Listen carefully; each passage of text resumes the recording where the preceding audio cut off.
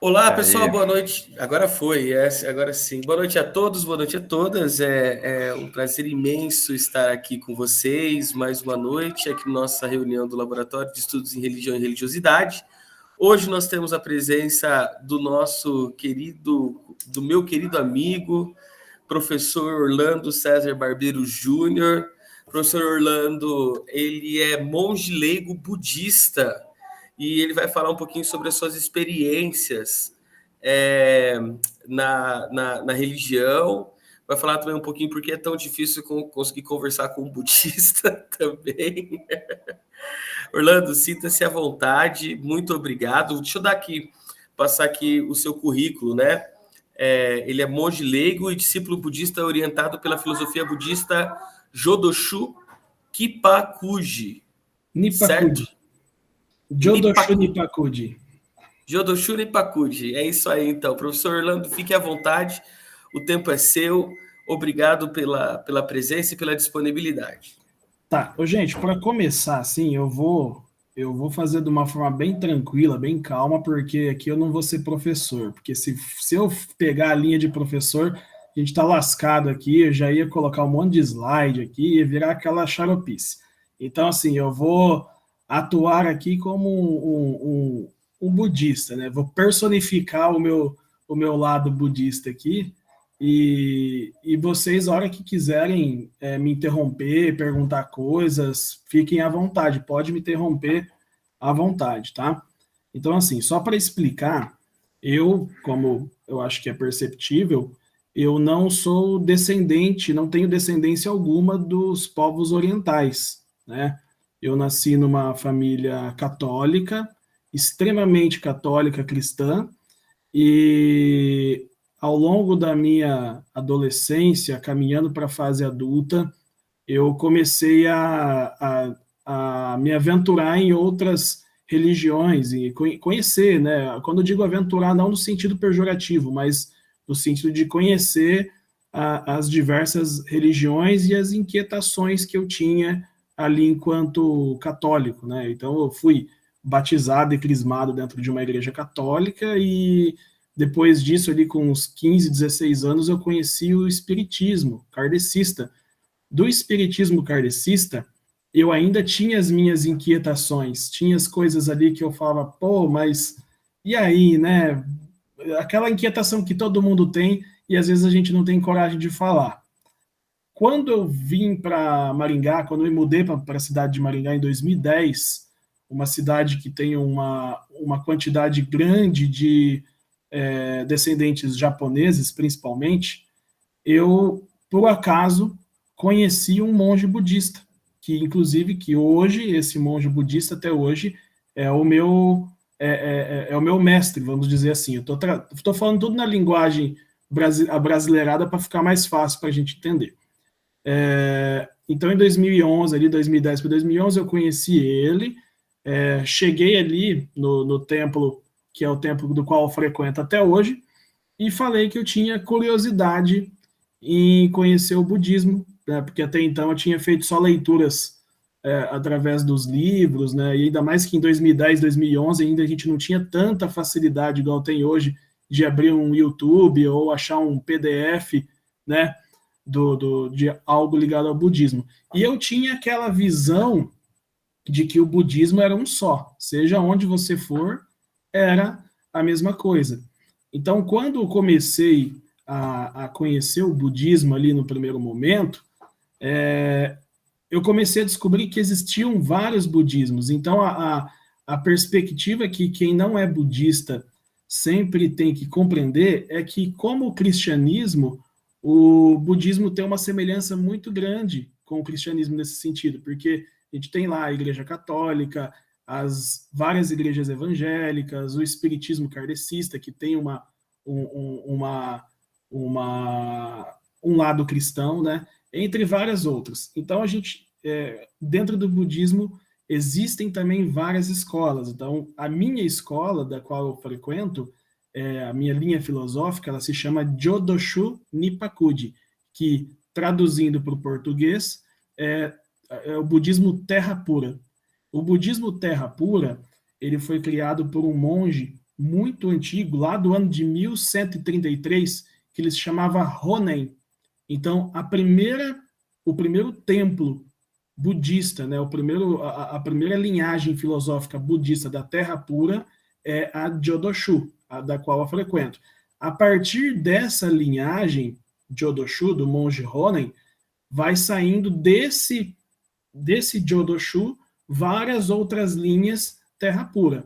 É semelhante, por exemplo, ao pentecostalismo, né? Vai saindo tem várias igrejas da linha pentecostal, ou da linha anglicana, ou até mesmo, se a gente pegar hoje a Igreja Católica com os desdobramentos dentro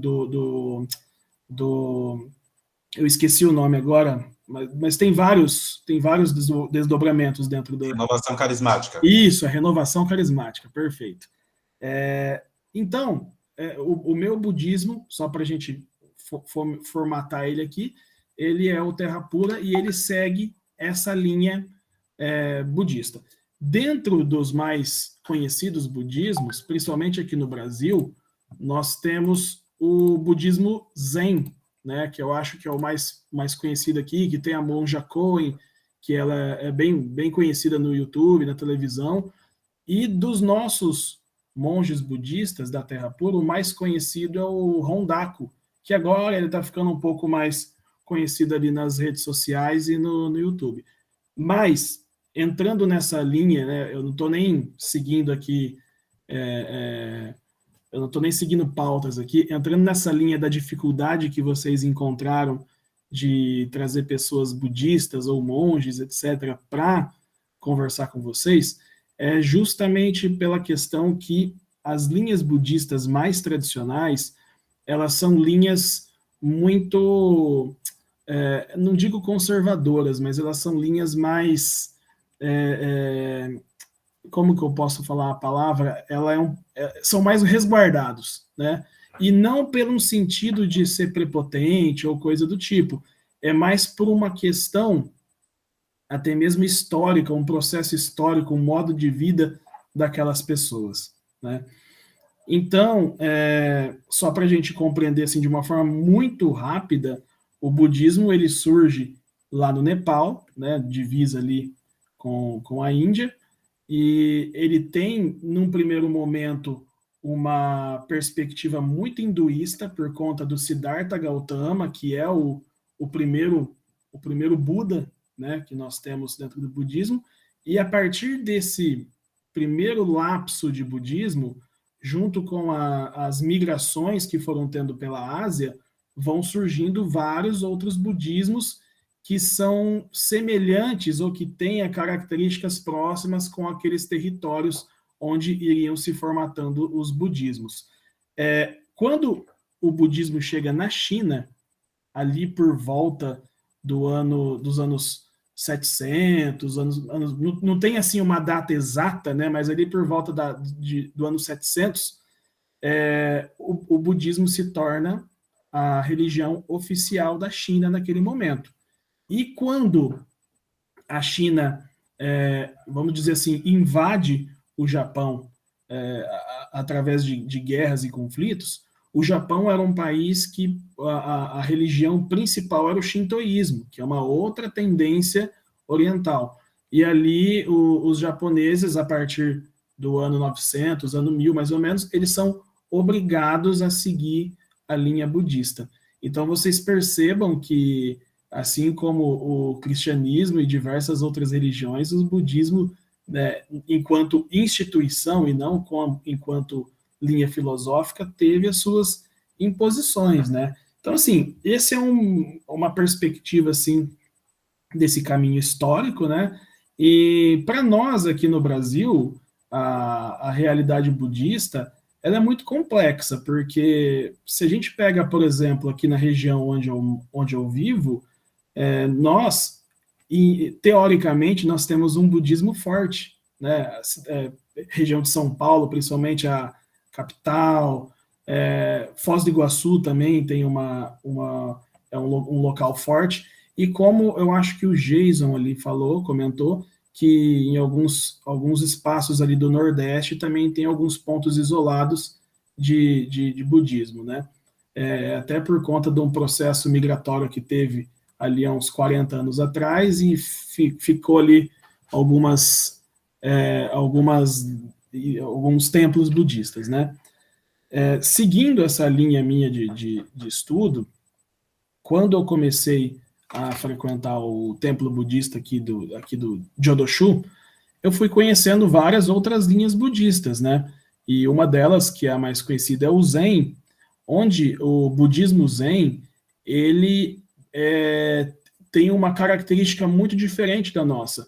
O budismo Zen, ele trabalha mais a parte ritualística, né? Seja meditação e basicamente nesse sentido de ritualístico, enquanto o Jodoshu, ele trabalha muito mais a perspectiva filosófica. Não que o Zen não trabalhe, o Zen trabalha muito a perspectiva filosófica, mas o empenho deles é muito mais focado na questão ritualística e meditativa.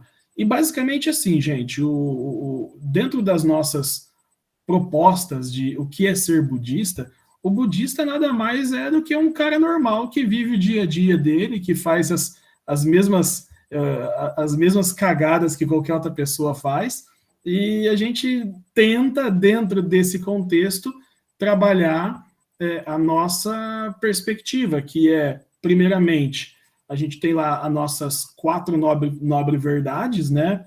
Que é compreender a natureza em sofrimento. O que seria compreender a natureza em sofrimento?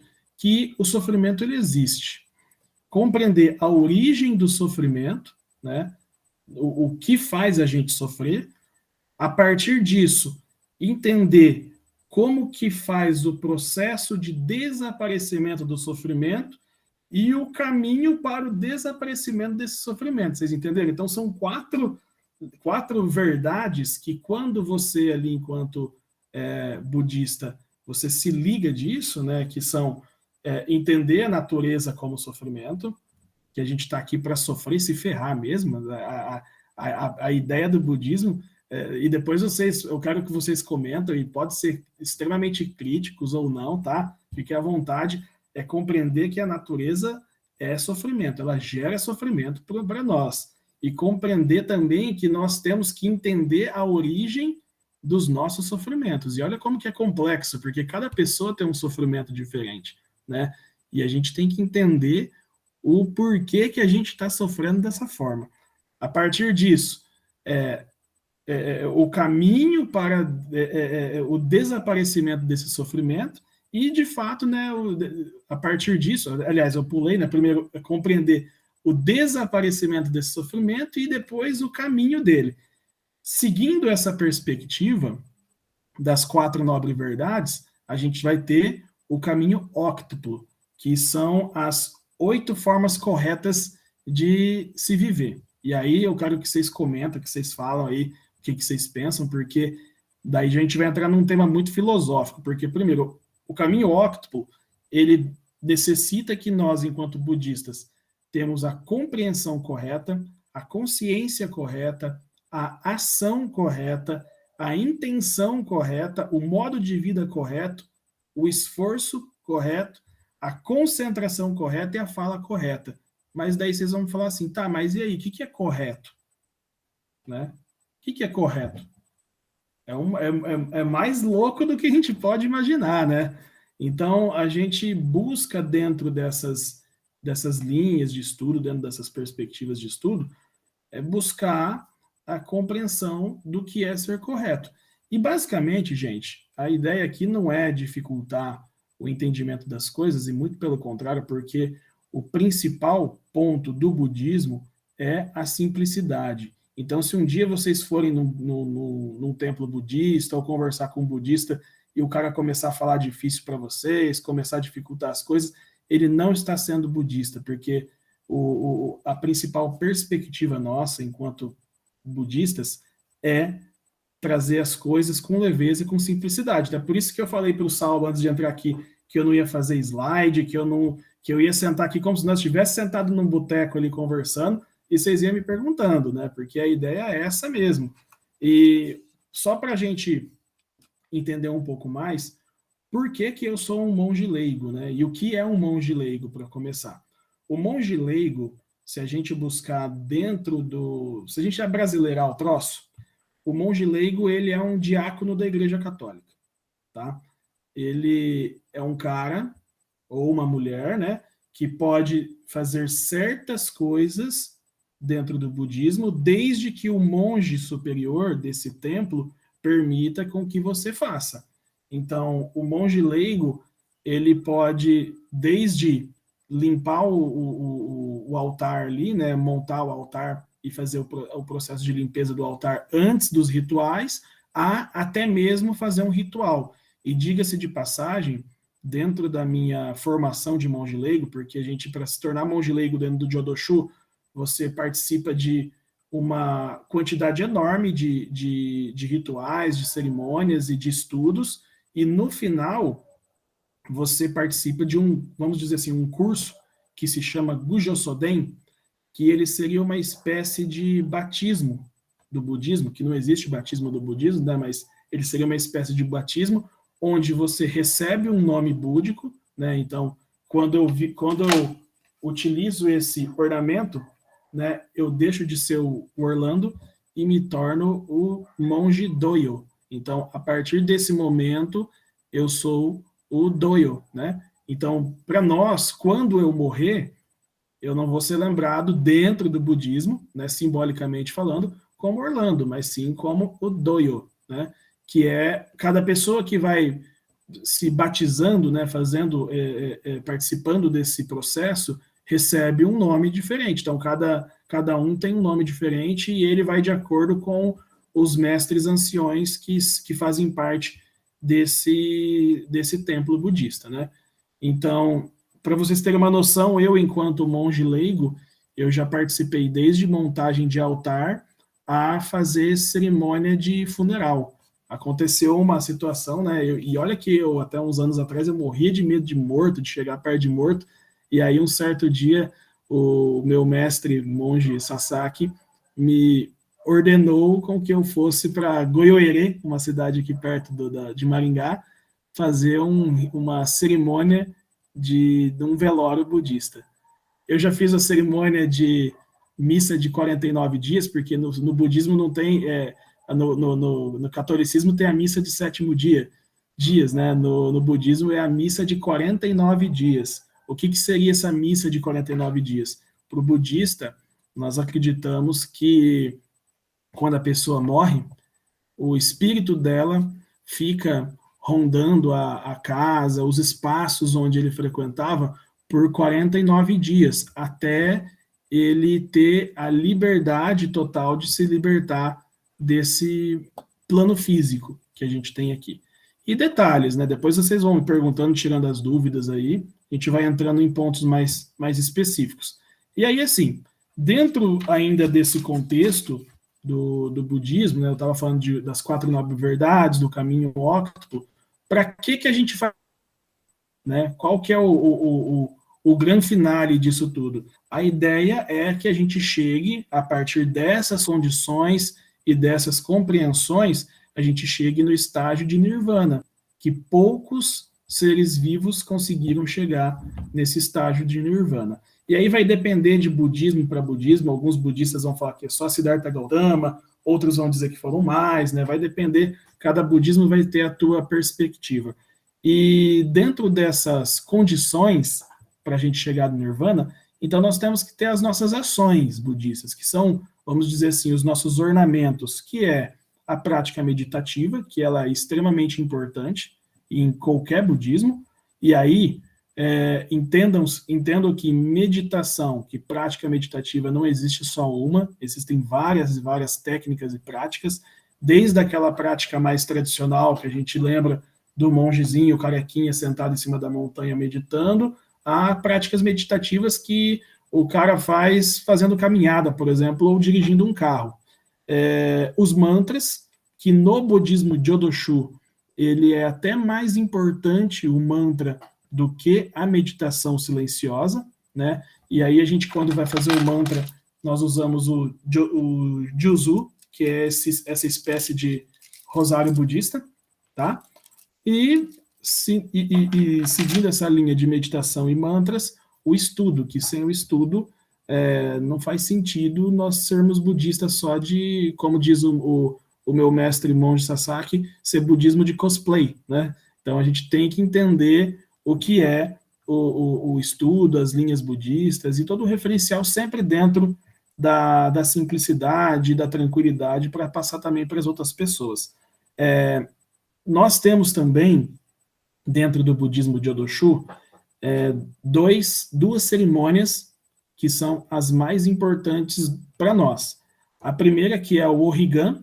O Origan, ele na verdade são duas cerimônias, né? Uma no equinócio de outono e o outro no equinócio de primavera, e que o Origan, ele basicamente explica para nós o equilíbrio, que nós devemos buscar sempre a perspectiva do equilíbrio, do caminho do meio, a questão de você não ser uma pessoa tão extremista, tão radical, né?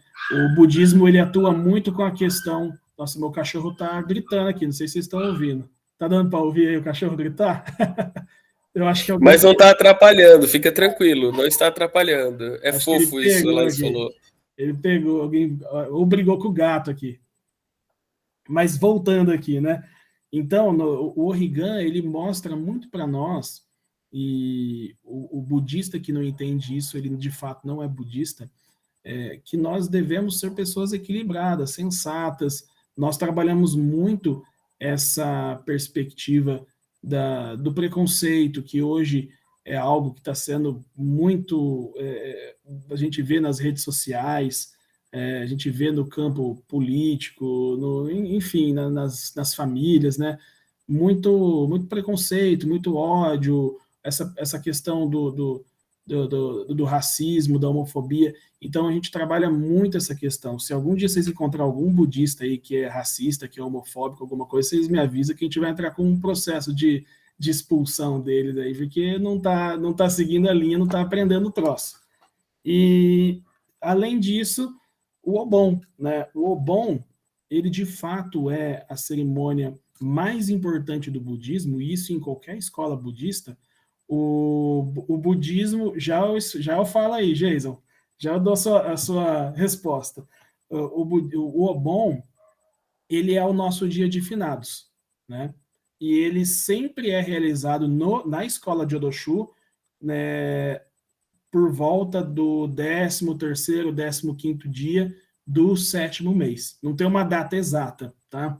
É sempre de acordo com o calendário do monge superior, que fica lá em Kyoto, no Japão, é definido esse calendário e os templos vão seguindo esse calendário. Então, o Obon, ele é a cerimônia de dia de finados, e a cerimônia de dia de finados do budismo, ela é muito diferente da do cristianismo, porque a principal proposta para nós budistas é compreender a morte, compreender que nós vamos morrer um dia, e entender isso com leveza. É difícil, mas tentar compreender ela com leveza.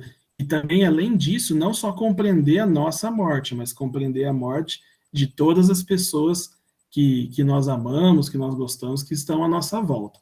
Quando você consegue compreender que a morte, ela é um estágio da sua vida dentro do campo cósmico ou do campo físico, você consegue, vamos dizer assim, de forma mais simples, você consegue ultrapassar aquela perspectiva, evoluir a mente no sentido de desapegar, né? E a partir disso, vários monges, vocês vão ouvir falar isso, que quando você consegue compreender a morte, você está praticando o ápice do desapego, né? Porque você está desapegando de tudo que você está acostumado a viver nesse plano físico, né?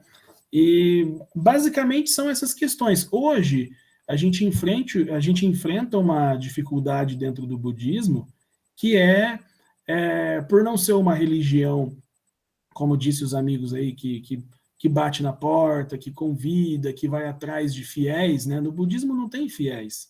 No budismo, inclusive, você pode ser budista e qualquer outra coisa, né? você segue o budismo até o ponto onde ele serve para você. Se ele não serve para você, você não precisa seguir as linhas budistas, né? Não tem imposição. E talvez por essa falta de imposição, que eu considero algo bom, o budismo hoje no Brasil ele vem reduzindo drasticamente, né?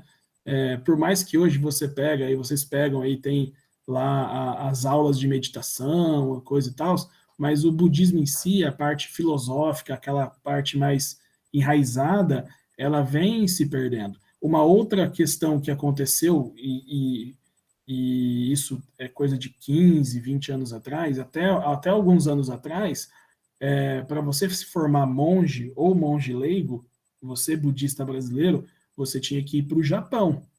E não é qualquer pessoa que tem dinheiro para ir para o Japão, né? É uma passagem caríssima.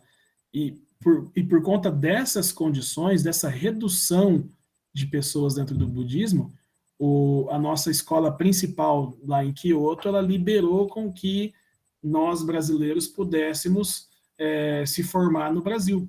Tanto que eu tenho meu diploma aqui de monge leigo, ele está tudo escrito em japonês, mas eu fiz 100% no Brasil os meus estudos budistas, né? Uma outra questão, até para monge também, né? O monge superior também é a mesma coisa. Hoje a maioria das escolas já liberam com que você faça 100% aqui no Brasil a formação monástica, vamos dizer assim, né? E só para completar, então, nós budistas brasileiros, a gente hoje está passando, eu costumo dizer que a gente está passando por um momento em que a gente está fazendo uma curva, a gente estava andando numa estrada em linha reta e agora a gente vai fazer uma curva. E nessa curva, muitas coisas precisam mudar, outras se adaptar ao modelo atual de sociedade que a gente vive, né? Muitos japoneses, que eram a grande massa do budismo, deixaram de ser budistas. E hoje a maioria, uma boa parte dos templos, não vou dizer a maioria, mas uma boa parte, tem mais pessoas que não são orientais do que aqueles que estavam na origem do budismo. Para vocês terem uma noção, a minha escola budista faz apenas 5 anos que os monges mestres, os anciões, podem ser pessoas que não é orientais. Então, ainda tem essas características que, se a gente for aprofundar, gente, aí a gente vai entrar em temas mais perigosos, em temas mais delicados, né? Que a gente vai entrar nos preconceitos, né?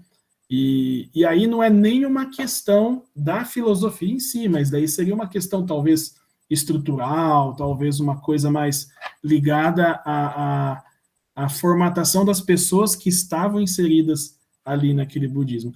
E, obviamente, falando de preconceito, o budismo, de certa forma, historicamente, no Brasil, ele está mais ligado a uma elite, querendo ou não, né?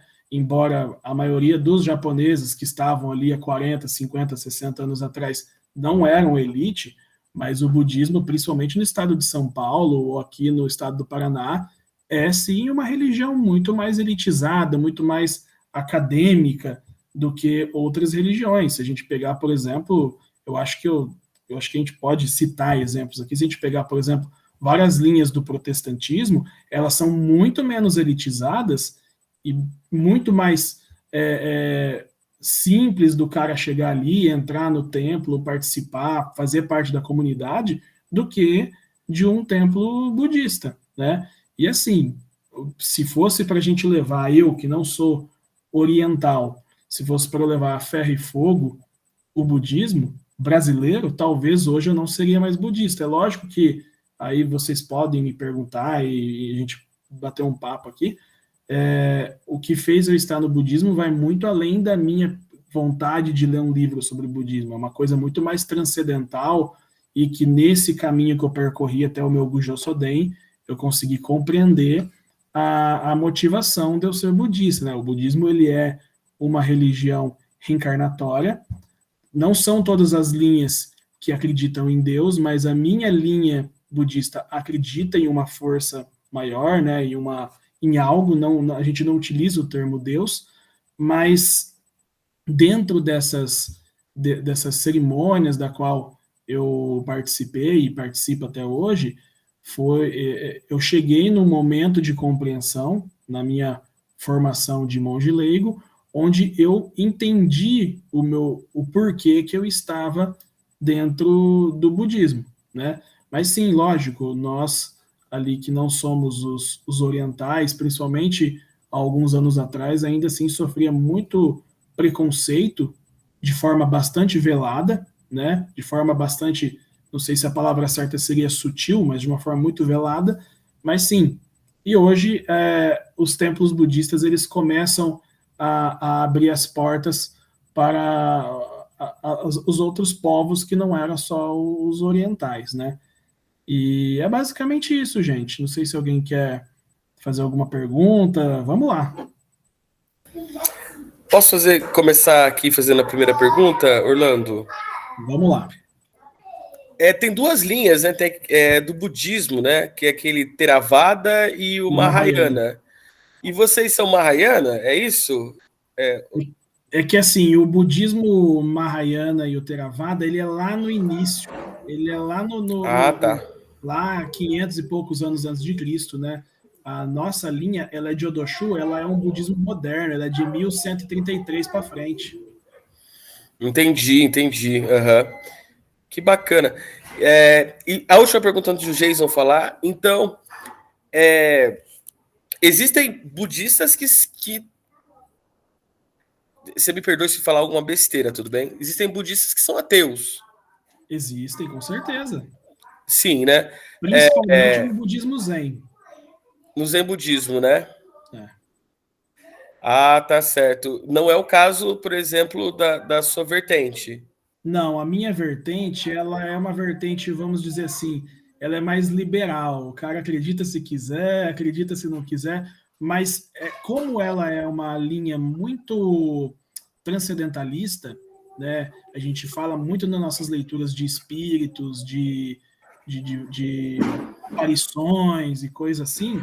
Então, a nossa vertente, ela acaba que é mais teísta, mas não se utiliza o Deus, né? A gente acredita em algo. Entendi. O Jason vai perguntar, aí depois você dá uma lida aqui.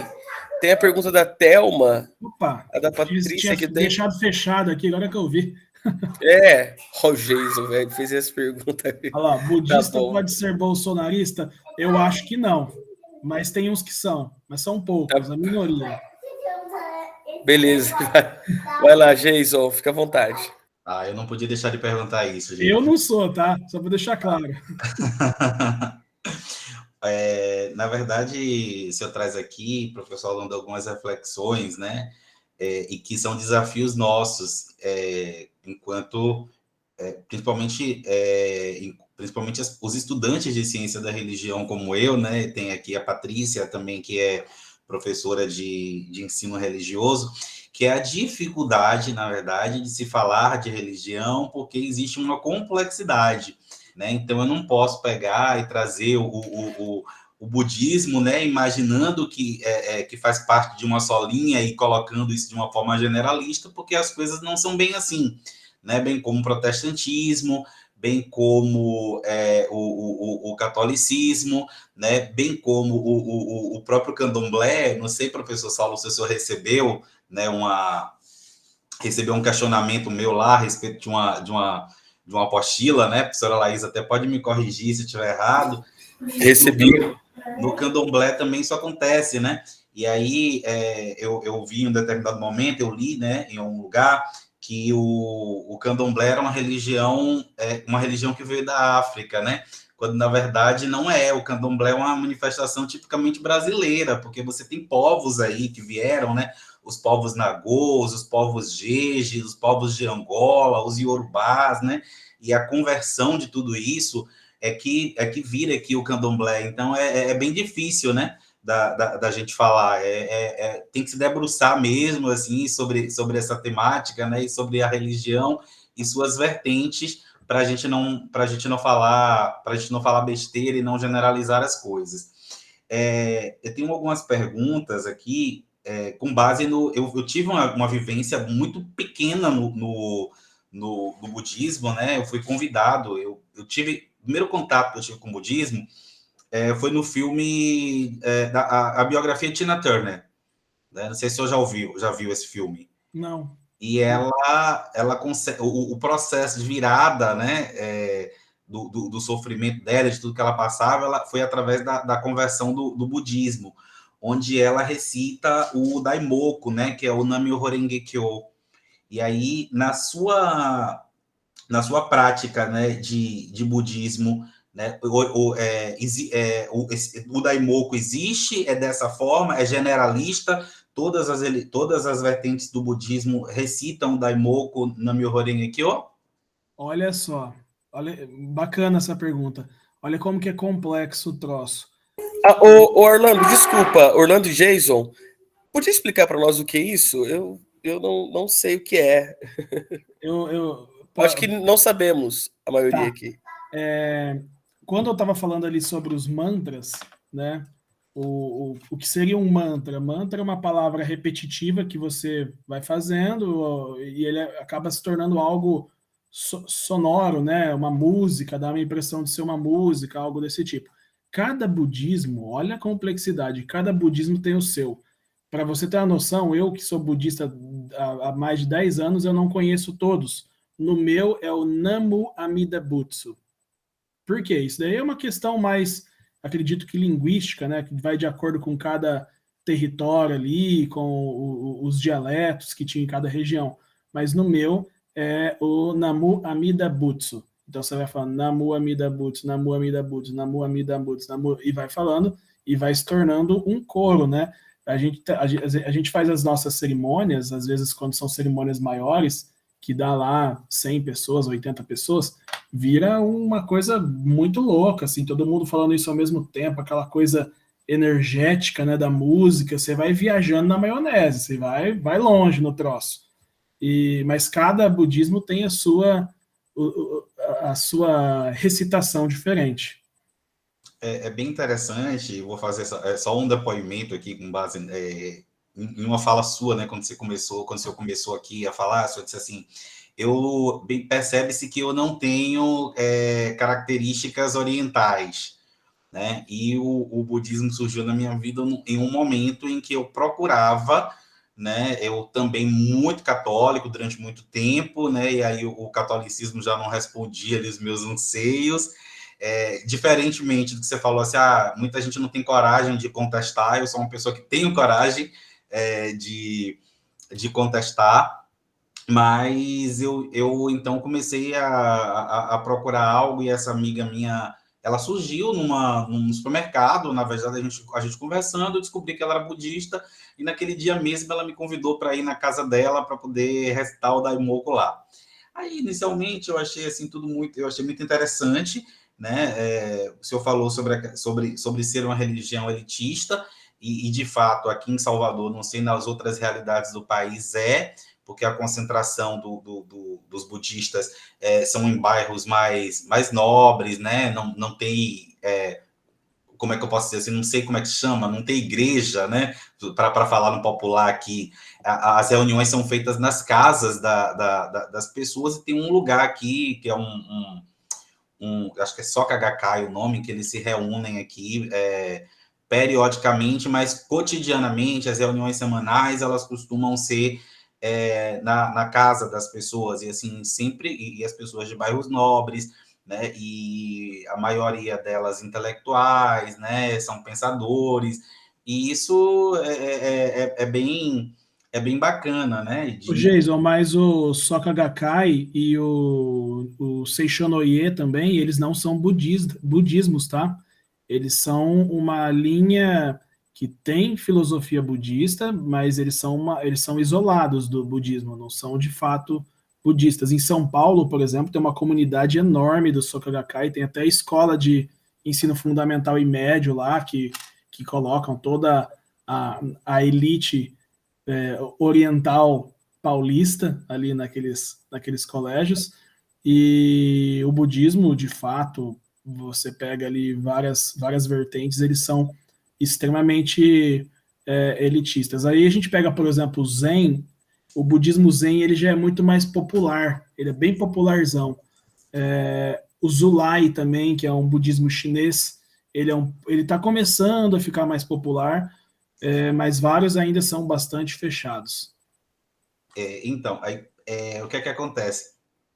E o que me inquietou quando eu conheci o budismo, né, foi justamente a questão de não me assemelhar, né? Eu achei que não existia uma afinidade física, eu sendo um homem negro, né, da cidade de Salvador, com descendentes negros, com pai negro, né, e grande parte da família negra. Eu cheguei lá e falei para ela, digo assim, ó, para mim não vai fazer sentido isso. Não vai fazer sentido eu, enquanto um homem negro, fazer parte de uma religião oriental que não expressa nenhuma manifestação em cultura do meu povo. Sinto muito. E aí ela disse, não, mas você é um cara inteligente, você é o perfil do budismo, você tem que ficar aqui com a gente. Fez todo um trabalho de convencimento, chegou a marcar uma reunião lá com alguém lá para eu conversar, e eu fui meio assim irredutível em dizer para ela, não, eu gosto muito, né, do ser negro, e eu preciso de algo que tenha referência à minha ancestralidade. E aí cerrei o meu vínculo com as visitas lá no budismo. A professora Laís está fazendo uma pergunta bem interessante nesse sentido. Aí, quando o senhor terminar de responder, eu queria pedir sua atenção para poder eu responder também, né, depois essa pergunta, para complementar, digamos assim, porque eu já fiz essa pergunta no budismo aqui. Ah, tá. E só para título de curiosidade, eu conheço 2 monges budistas que são negros. E um mora em São Paulo, onde é uma comunidade maior, e o outro, ele é da Bolívia, ele é boliviano. Deixa eu só ver aqui, tinha outras perguntas, né? Sobre a questão dos deuses, né, do budismo. Ele é muito complexo, porque cada linha budista vai ter uma perspectiva de Deus. A gente não utiliza o termo Deus no budismo, mas a gente acredita em algo superior. Qual que era a pergunta, gente? Desculpa aí que eu me perdi aqui. Se eu não me engano, Orlando, até uma pergunta assim. Eu ia perguntar isso também, quem é Deus para os budistas? E no caso de diferentes filosofias budistas, o que significam os deuses? Eu acho que é por essa linha que você entendeu mesmo. Deus é nós e essa energia cósmica que a gente acredita ou não nela, basicamente. Ah, bacana. O budismo, ele não é a grande pira do budismo, vamos dizer assim, não é compreender o que é Deus, tanto que nós falamos, a gente bate muito na tecla de que nós temos que compreender o que é nós, o que somos nós, o que é eu, né? Depois, lá para frente, a gente compreende o que é Deus ou o que não é. Perfeito, Orlando.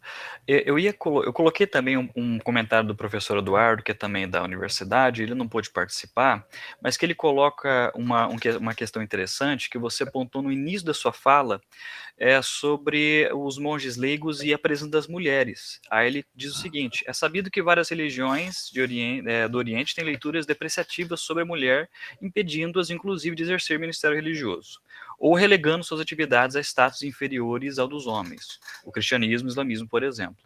A ideia é entender como o budismo vê isso na atualidade, ou seja, o papel da mulher. Tá, o budismo, na sua origem, como qualquer outra religião e cultura, é extremamente conservador. A partir dos anos de 1600, mais ou menos, não, desculpa, gente, de 1200, 1300, mais ou menos, o budismo, ele começa a abrir a possibilidade da formação das monjas, né? Então, no início só tinha os monges e depois começa a ter as monjas.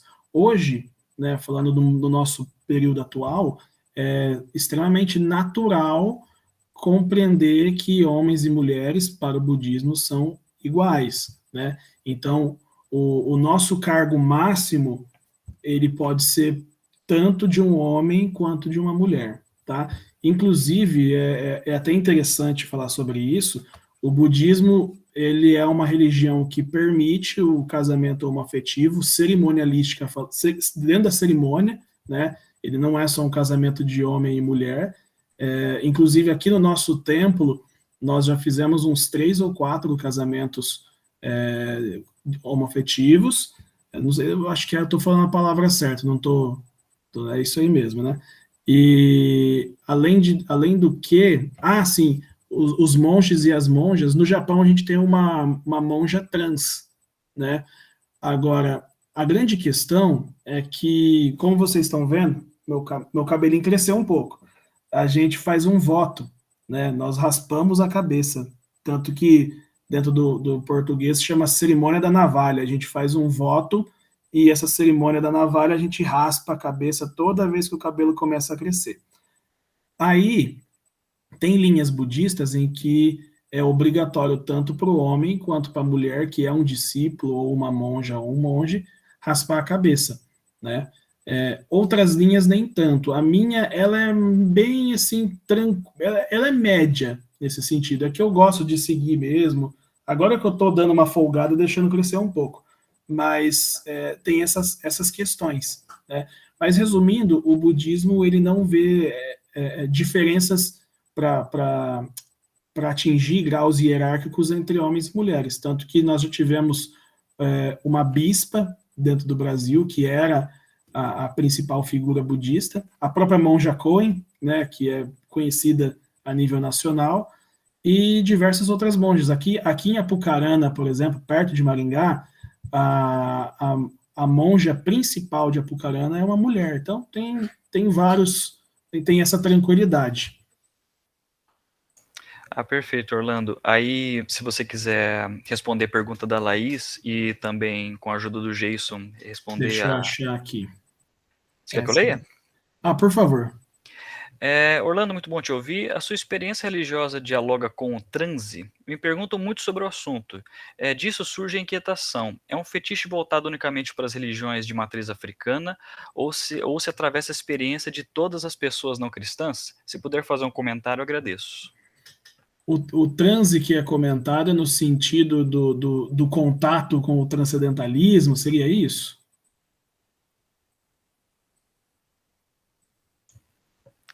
Seria isso, Laís? Isso, respondi no chat. Tá. Sim e não, tá? A nossa experiência religiosa com o transe, ela existe sim, de fato, tá? E, por exemplo, eu já tive essa sensação, essa experiência, e acredito que vários outros budistas, principalmente quando você sobe ali em níveis hierárquicos e precisa estar mais próximo da dinâmica e das cerimônias e tal.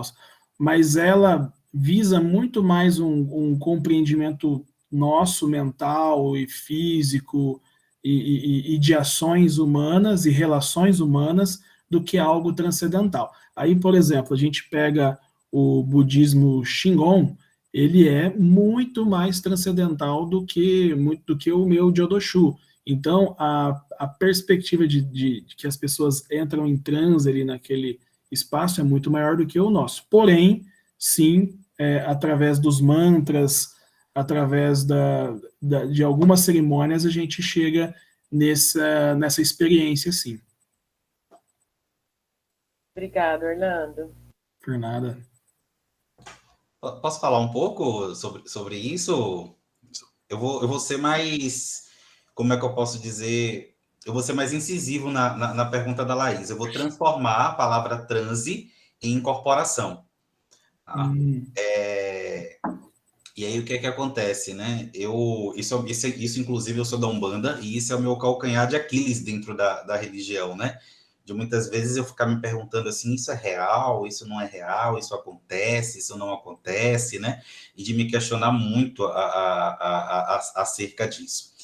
E aí, eu fiz um questionamento para a minha amiga budista, e disse para ela, ao mesmo tempo que eu acredito que muita coisa não acontece, né? Para mim, existem alguns tipos de ditas incorporações que são muito ostensivas, né? Por exemplo, eu tenho um tio que ele é médium de incorporação e que ele incorpora um médico e ele faz cirurgias espirituais, né? Como é que acontece esse processo, eu não sei, mas ele né, na persona do espírito do médico, né, vai lá sobre aquele órgão da pessoa, e ele faz todo um gesto de que ele está com bisturi ali, que está cortando, que está trocando um órgão, enfim, e o problema de saúde daquela pessoa se resolve, né? E aí Agora eu entendi. E aí o transe no sentido de corporação, de né? incorporação, né? Não, nós não temos. Eu não sei se a Laís, mas eu vou chegar lá. Não sei se a Laís quis perguntar e foi mais sutil na questão da palavra transe. Então, eu perguntei, né, para essa minha amiga budista, eu disse para ela assim, como é que isso acontece? Porque é um fenômeno real, é um fenômeno comprovado, de uma pessoa entrar com uma patologia e ela sair dali com ela sair dali curada daquela patologia. Então, existe um processo mediúnico aí que é real, né, onde se concretizou, onde se materializou algo, né? E eu falei para ela, eu disse, o meu tio é policial militar, meu tio não é médico e nunca teve contato com a medicina. Como é que isso é possível? Né? E a resposta dela foi a seguinte, a resposta dela disse que no budismo, sim, isso é possível, que esse transe, ele ocorre quando você ativa alguma das suas reencarnações, porque, vamos colocar aqui, você teve 10 encarnações, em uma dessas encarnações você foi médico, e essa encarnação é que vai ser ativada naquele momento do transe para que ocorra aquele processo que está ocorrendo ali, que a gente chama de incorporação. Você concorda com isso? Eu concordo, é que eu fiquei confuso no sentido das incorporações, porque em nenhum ritual, cerimônia budista, existe aquela coisa da gente incorporar algo, alguma entidade, algum espírito, né?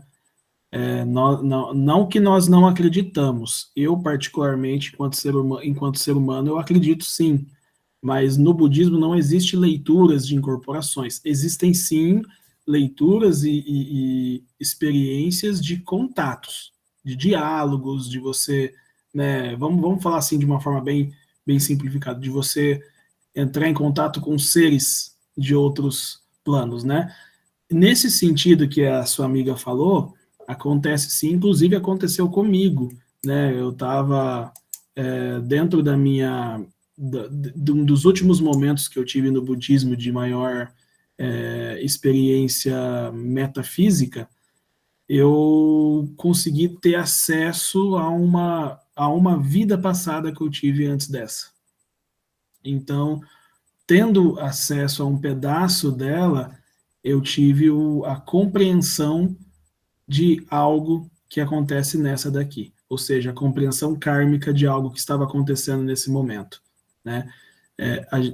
Os budistas não falam muito disso, mas é muito, tanto que eu demorei para expor aqui essas coisas, mas o budismo não fala muito disso, mas existem muitas e muitas relações com esse tipo de manifestação. Eu só tinha entendido errado, porque quando eu li a pergunta da Laís, eu entendi que era mais nesse sentido de transe, de você estar ali transitando entre o plano físico e o metafísico, né?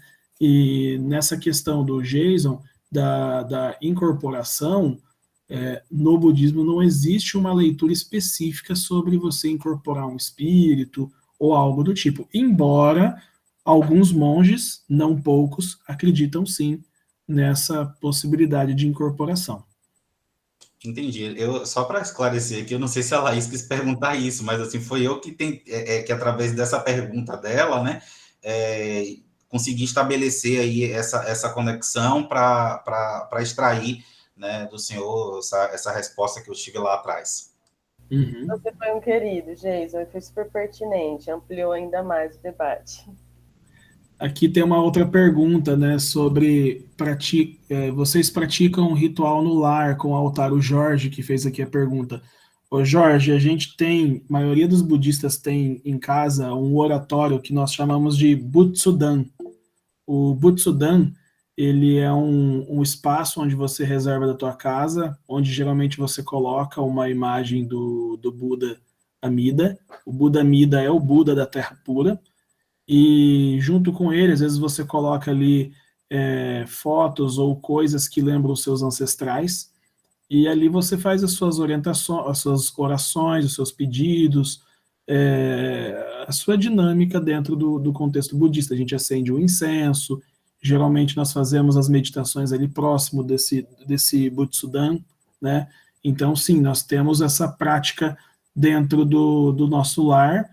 E uma outra prática que é tida no budismo também, até no budismo chinês fala, eu acho que é Feng Shui que fala, né? Feng Shui, ele é a prática da limpeza e de você colocar objetos em devidos lugares, porque para o budista, se você tem um ambiente sujo, né, sujo no sentido físico mesmo, de sujeira, de pó, de fedor, etc., você atrai coisas que não são muito boas para o seu lar. Então, o budista, ele sempre tenta manter o seu ambiente minimizado e organizado, e limpo. O budismo é muito ancestralista, bastante. Orlando, muito obrigado pelas respostas. Eu tenho algumas perguntas, eu tenho algumas, assim, mas eu queria começar com uns comentários sobre a sua fala, que eu achei muito interessante, sobre o aspecto histórico, em que você fala sobre uma imposição institucional, certo?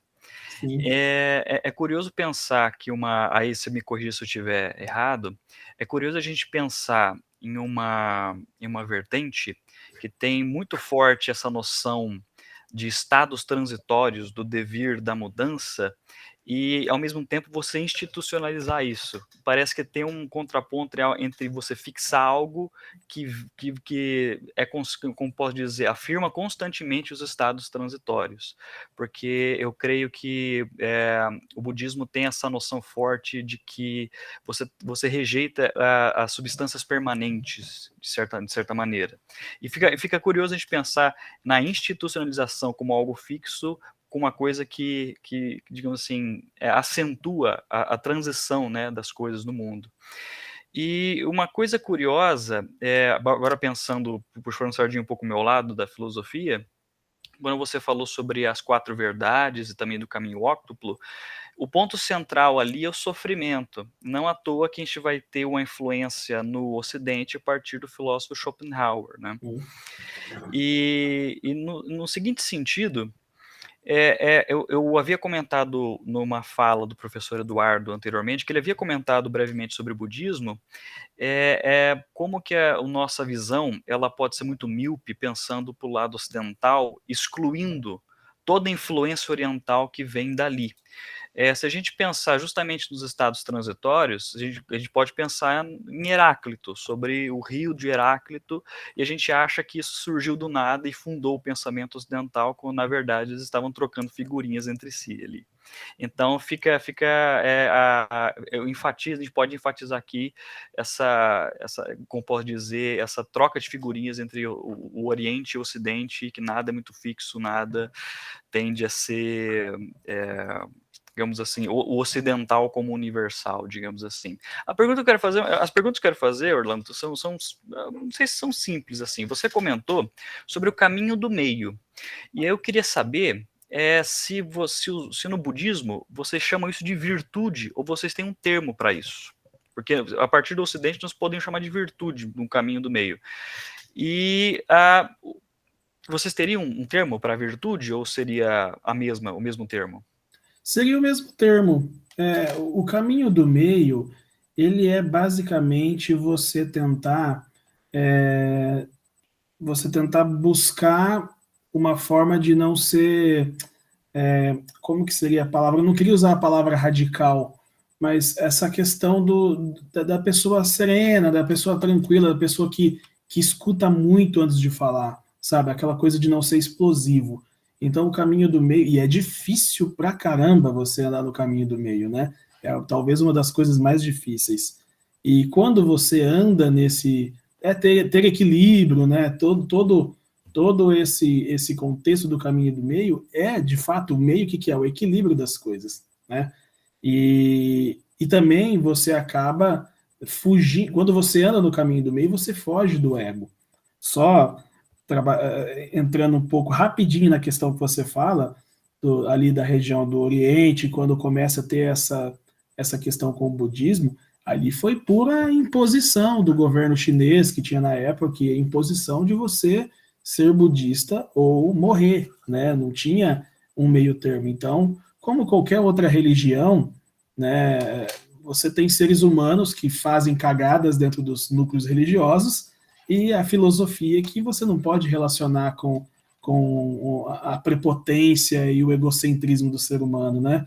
E ali, no caso, a gente tinha um imperador, que me falha o nome aqui agora, imperador chinês, e ele, sim, de fato, obrigava, né, as pessoas a serem budistas. E aí a gente tem o Confúcio, né, que ele tem uma perspectiva, uma linha muito próxima do budismo, até porque, como o budismo ele se torna totalidade e totalitário dentro de uma boa parte do Oriente, então isso acaba sendo, a filosofia budista acaba sendo um modo de vida do povo oriental. Aí, os povos orientais que vêm para o Brasil, eles têm um tremendo choque de realidade, né? Quem vem para o Brasil, Estados Unidos e tal, naquele momento de migração ali no 1910, 1912, porque você tromba com um povo ocidental, com uma outra perspectiva, cristã, judaica, etc., e aí você, com aquela proposta, né, que já está enraizada há vários ancestrais, aquela coisa do ser budista, mesmo sem saber ser budista, é um tremendo de um choque, né? Então, você vê como que o impacto de uma imposição religiosa, ele é grande pra caramba em qualquer comunidade, em qualquer grupo. Ah, sem dúvida.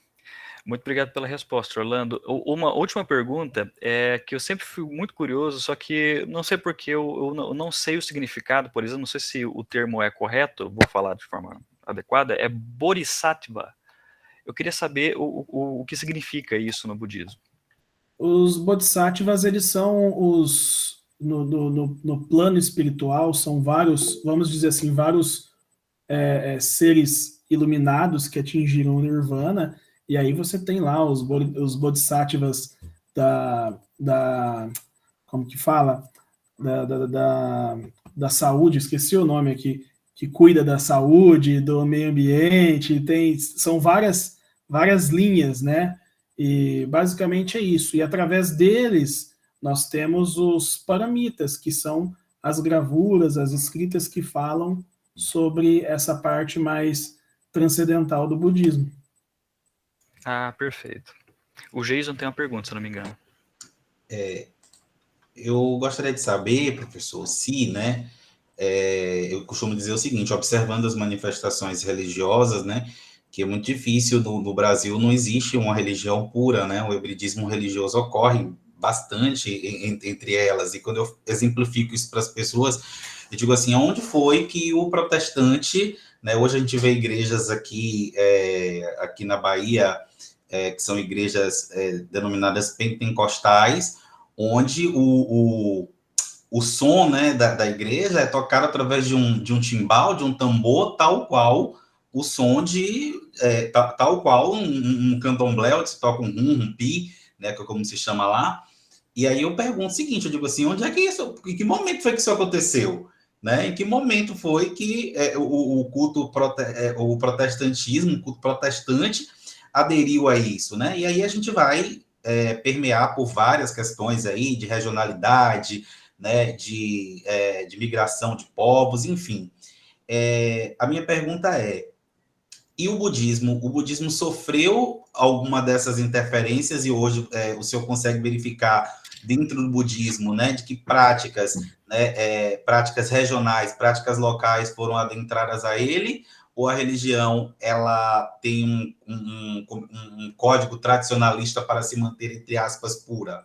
Não, de jeito nenhum. Só para você ter uma noção, quando a gente vai fazer as visitas budistas, né, a gente sempre visita várias famílias, os monges leigos, e ali a gente chega na casa da família, em frente ao Butsudan, e faz uma oração, uma prece ou coisa do tipo.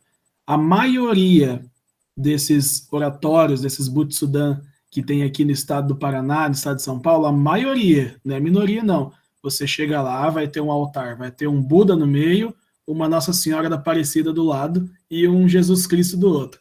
A maioria, gente.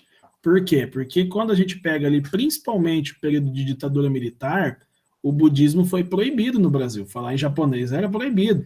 Então, esses povos, eles acabaram se adaptando à Igreja Católica, que era a maioria naquele momento. E como o budismo nunca teve essa imposição, pelo menos aqui no Brasil, de você ser um budista de carteirinha, então as pessoas acabam que mesclam muitas outras culturas dentro do budismo. Porém, né, dentro da cerimônia, dentro dos nossos rituais em templos, aí sim a gente segue à risca a linha budista oriental, né? Daí tem essas diferenciações. Enquanto cerimônia, seguimos a linha mais tradicional. Enquanto dia a dia, a gente tem essas manifestações, essas misturas, né, que eu não vejo mal algum. Eu acho que faz parte de uma movimentação de povos, né? Quando eu fiz minhas visitas, né, ao budismo, a pessoa deixou muito claro para mim o seguinte: disse, olha, assim, na minha Horengekyo, Daimoku, tudo, você não precisa de nada além disso, então não se pode misturar a fé, né? E eu sou, como é que eu posso dizer, eu sou um cara extremamente sincrético, como eu fui católico durante muitos anos, eu sou um bandista, eu não abandonei as minhas práticas católicas, porque aqui não dá para ver, mas aqui do lado eu tenho aqui uma estante, assim, acho que eu tenho aqui uns 50 santos aqui do lado. Né? E aqui eu tenho na minha frente uma biblioteca também, eu tenho aqui 5 orixás, assim, bem grandes também. Então, mas você pensa, se a gente fosse seguir a risca, o budista não poderia nem comemorar o Natal, né? E não tem budista que não comemora o Natal. É bem interessante, né? Achei, assim, essa fala sua, né, contrasta com a fala dela, porque eu tinha encontrado uma outra pessoa também budista em um restaurante, conversando com ela, né, e disse, olha, quando eu fui lá, a pessoa disse, não pode misturar, Daimoku é tudo, você só pode fazer Daimoku, porque o Daimoku responde tudo na sua vida, e a pessoa disse, não é bem assim não, aí me mostrou lá o altar da casa dela, desse jeitinho aí que você está falando, né, com a Nossa Senhora dela lá, com Jesus Cristo do outro, né, então talvez aí a gente confirma aqui que isso talvez vá de uma vertente para outra, né, ou como as pessoas elas foram orientadas ou são orientadas por um determinado líder. Exatamente, são pessoas que são orientadas por determinados líderes religiosos de templos. O meu líder religioso, vamos dizer aqui, o nosso monge principal, ele é um cara muito mais assim, muito mais aberto a outros costumes, a outras relações humanas, né? Ele não é um cara fechado ali no templo budista. A pergunta da Patrícia aqui é interessante. Ó. Buda é venerado como Deus ou é tido como um exemplo a ser seguido? Ele para nós budistas, o Buda é um cara venerado quanto ser humano, não como Deus. Ele é um cara que a gente admira porque chegou num estágio onde a gente não chegou. Então, nós seguimos o exemplo dele para tentarmos chegarmos aonde ele está. Então, basicamente, Buda não é um Deus, né? Longe disso. E, professor, vocês utilizam o termo chacubuco, porque a minha amiga sempre que liga para mim, ela me diz assim, oi, meu chacubuco, né? Vocês utilizam esse termo também? Não. Porque esse chacubuco que ela quer dizer é como se fosse assim, uma pessoa que ela iniciou no budismo, uma pessoa que ela levou, que ela apresentou o budismo. Não, é uma coisa muito mais ali do local dela ali. No nosso, a gente não utiliza. Eu nem conhecia, para falar a verdade.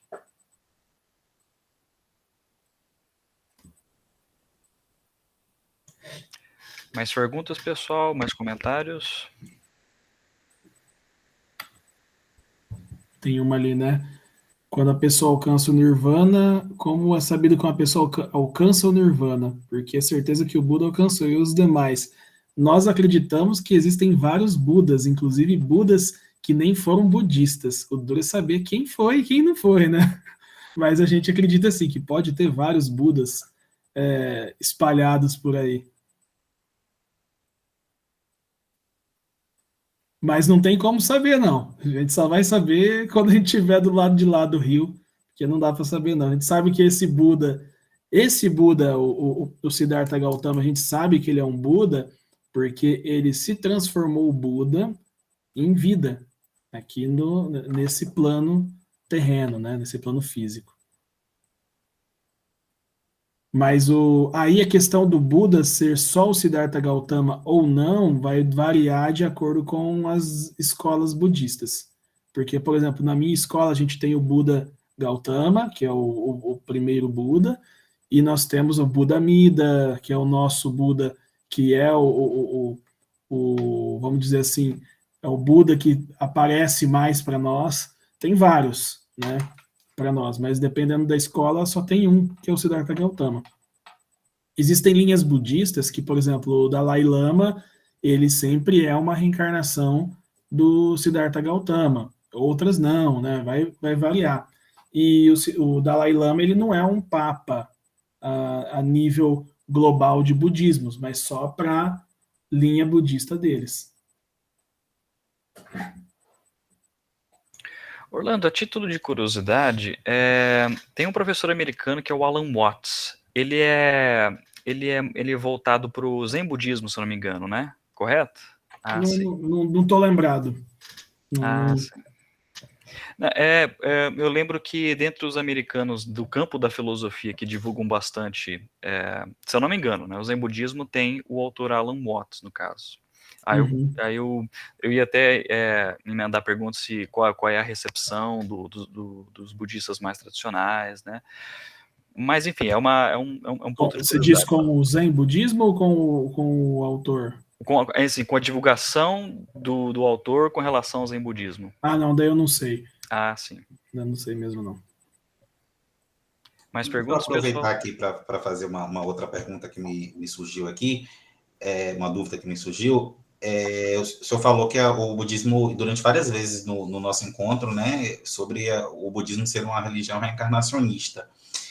As demais religiões, como, por exemplo, o espiritismo kardecista, né, o candomblé, acreditam que essa reencarnação ocorre de persona a persona, né? Mas eu já ouvi dizer que o budismo vê isso de uma forma diferente, né?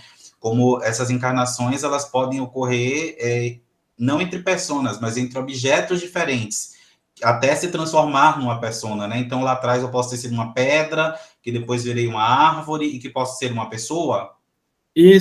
Essa linha de pensamento é do budismo mais arcaico, aquelas primeiras linhas budistas.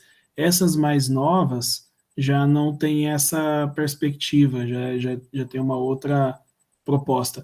Mas é interessante porque no budismo a gente acredita nas reencarnações, mas não tem um aprofundamento sobre isso, porque é interessante e difícil para quem não faz parte entender sobre essa visão oriental que tem dentro do budismo. E eu, dentro do budismo, demorei anos para entender isso, porque existe um método de filosófico, um modo de viver que é do povo budista, daquele povo que é historicamente gerações e gerações dentro do budismo, que você só começa a entender com a vivência dentro dos templos, dentro das comunidades.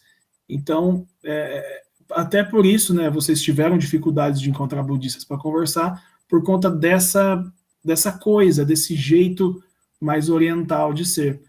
A Patrícia perguntou aqui do budismo se é correto dizer, né, que o budismo é uma religião ou apenas uma filosofia de vida. O budismo é uma religião. Inclusive, tem budistas que se a pessoa falasse, o budismo não é religião, não, é só uma filosofia de vida, os caras vão ficar bravos, viu? Porque ele é uma religião, tá, gente?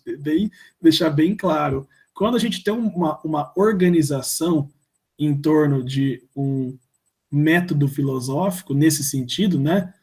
Um método filosófico ligado a uma questão transcendental, ele é uma religião, né? Não é só uma filosofia de vida. Embora o budismo é uma filosofia de vida / religião. Embora aqui, professor, deixa eu só fazer um parêntese aqui do que o senhor está falando, né? Embora que, assim, hoje porque se institucionalizou, digamos assim, etimologicamente, né, a questão do conceito da religião, porque se a gente for parar para analisar ele etimologicamente falando, está muito associado ao cristianismo, ao conceito do religar, né, onde se perde lá desde no livro do Gênesis, lá no mito, né, onde se perde a conexão espiritual, onde se perde a conexão entre Deus e o homem, e aí é necessária uma religação, né? E no budismo, essa religação, pelo que eu entendo, ela não se perde, ela está acontecendo o tempo todo. Sim. Mas, nesse sentido, a gente compreende o budismo como uma filosofia, né? Ou como uma religião, mas se a gente analisar, todas as religiões vão ser filosofias, né? E não religiões. Mas ela é uma organização, então, de fato, é uma religião. Sobre o veganismo e o vegetarianismo, o budismo ele tem algumas propostas, onde uma das propostas é não matar, igual ao cristianismo, e muitos budistas são veganos ou vegetarianos. Porém, nós encontramos brechas ao longo do processo histórico do budismo que o budista ele se alimenta de carne por uma necessidade. Então, por exemplo, você não pode obrigar um budista que vive lá na Sibéria a comer vegetal num espaço onde quase não nasce planta, né? Então, o budismo, existem veganos que são pessoas que fizeram votos para não se alimentar de carne, ainda mais hoje no mundo moderno, que a gente consegue conviver com um uso reduzido de carne, mas não é uma regra, não é uma lei, tá? Vai muito de budista para budista, de voto que é feito.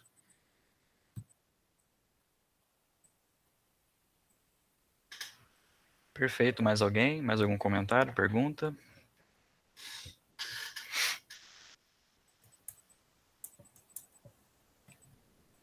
Ninguém? Podemos encerrar? Só agradecer. Orlando, muito obrigado pela fala, muito obrigado por esse momento. Nós nos estendemos um pouco aqui na hora, mas é um assunto muito rico, muito legal, e você cumpriu exatamente com aquilo que você está pretendendo. Foi uma conversa de bar muito rica, aliás, né? Muito rica e muito legal. Obrigado pela simpatia, pela gentileza. Também quero agradecer os presentes, o professor Saulo, que não pôde estar aqui, ele teve que sair, né, rapidinho. Nós da universidade queremos agradecer novamente. A Patrícia perguntando se tem algum material que podemos consultar, alguma indicação de livro, alguma coisa assim. Eu tenho aqui, Jodoshu, uma introdução à autêntica doutrina da Terra Pura. Esse aqui vocês encontram no sebo por 10ão. E esse aqui, O Cérebro de Buda. Procurem na internet que vocês vão achar. Esse aqui é legal, porque ele não é tão religioso, ele é mais uma linha de compreender o cérebro do Buda, como atingir o equilíbrio, nirvana, toda essa coisa.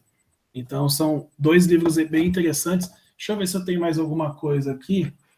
Eu acabei dando um monte de livro budista que eu tinha, mas procura aí O Cérebro de Buda, e tem deixa eu procurar aqui rapidinho no Google aqui. Tem um que é muito bom. E aqui, Manual de Limpeza do Monge Budista. Procura aí também, que esse livro é legal. Opa, perfeito, Orlando.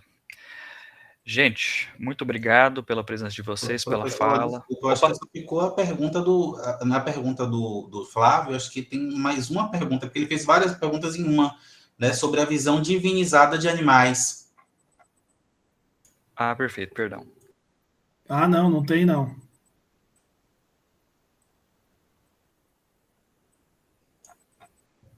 Ok?